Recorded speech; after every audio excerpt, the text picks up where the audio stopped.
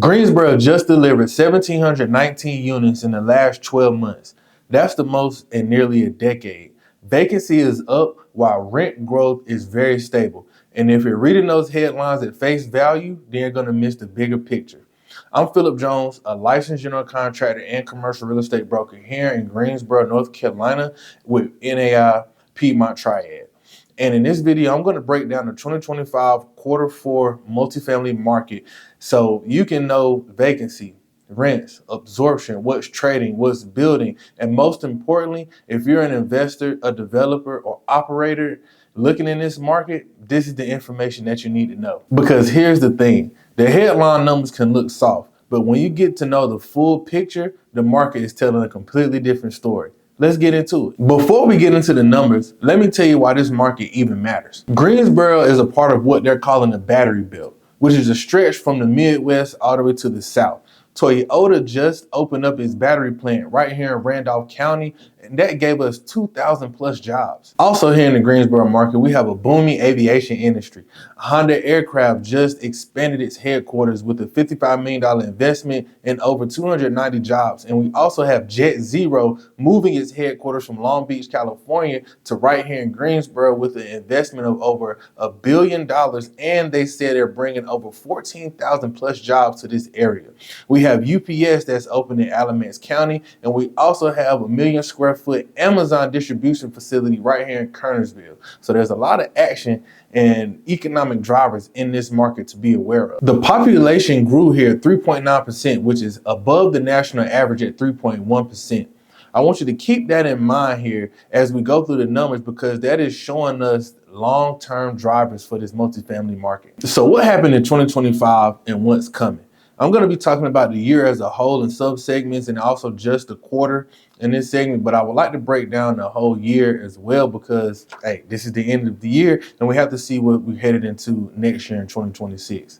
So what happened in 2025 and what's coming? 2025 was the biggest delivery year Greensboro has seen in a decade. That's 3 times more than the 10-year average at roughly 600 units per year. Quarter four alone saw 2 major completions. We had Crown at Hickory Grove with 238 units, and we also had Ardmore Meadows with 324 units. But here's what that headline number misses. The pipeline supply of units actually peaked in the end of 2024 with 2,600 units available. That declined at the end of this year with only 1,200 units actually available, which is over a 50% reduction in units available. And in 2026, we're projected to see only 879 units being delivered, which shows us so that overbuilding period that we had is already peaked and it's correcting itself right now. Let's talk a little bit about the vacancy and sales rates as well while we're here. So in 2021, we had a very tight market at 3.9% vacancy rates. In quarter four 2025, we have 9.7% vacancy rates. And this is not due to a lack of demand in this market. This is specifically tied to the overproduction and the over delivery of units that I was just talking about previously. There is still a high and steady demand for units. We just have an oversupply right now as it pertains to the population that we have and the growth. And those jobs have not filled in yet and people have not moved in yet. So we're going to still see that vacancy rate probably stay at that rate until we start to see some of those jobs actually materialize and people start filling those positions and more people start moving here from other areas, right? And then as far as sales go, we had a few dead years in 2023 and 2024 with 170 million sales transaction volume in 2023.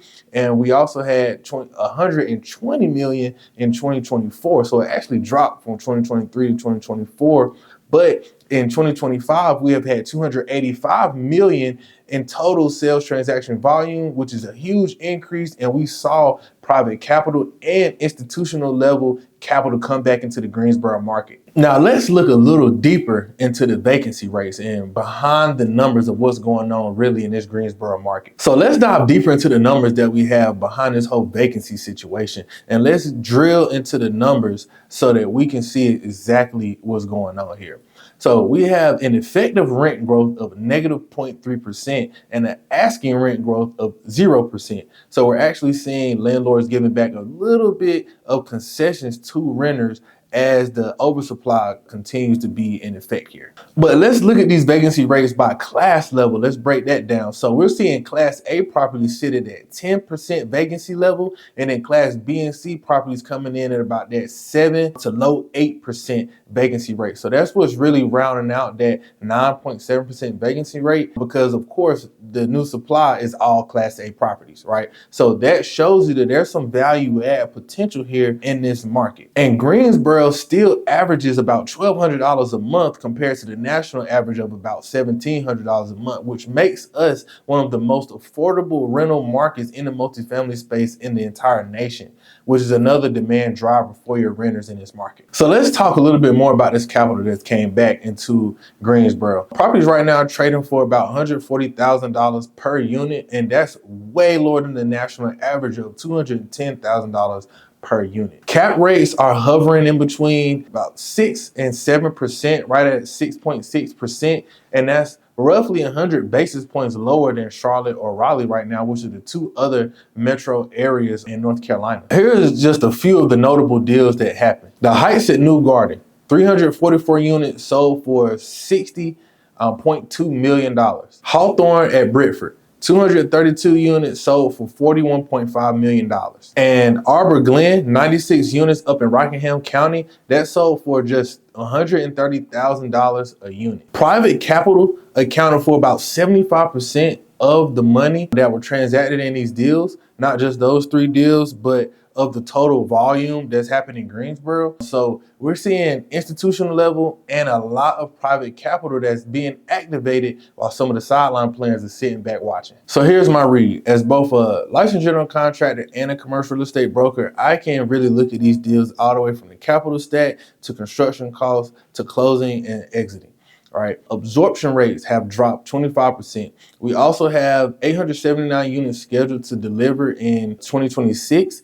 So we may still have some of that oversupply happening here in the market, but here's the counter.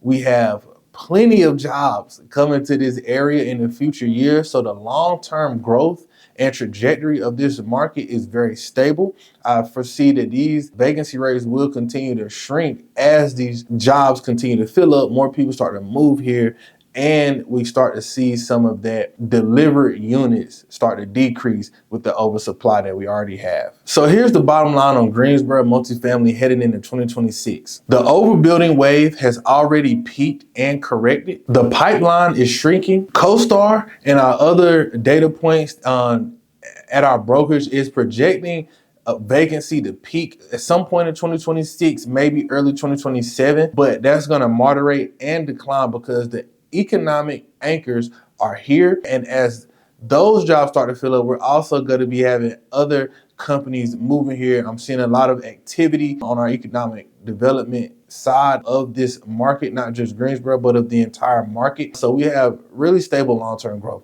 as I see it. If you're an investor, a developer, or an operator who wants to dig into any of this data, site selection, deal underwriting, development feasibility, that's exactly what I do. As both a licensed general contractor and commercial real estate broker, I can help you evaluate deals day in and day out. If this video gave you any clarity about the multifamily market, subscribe. The link to connect with me directly is in the description. I'll be dropping these updates on a quarterly basis, so make sure you stay tuned as what we have in the Greensboro and the Triad market as a whole. I'll see you in the next video.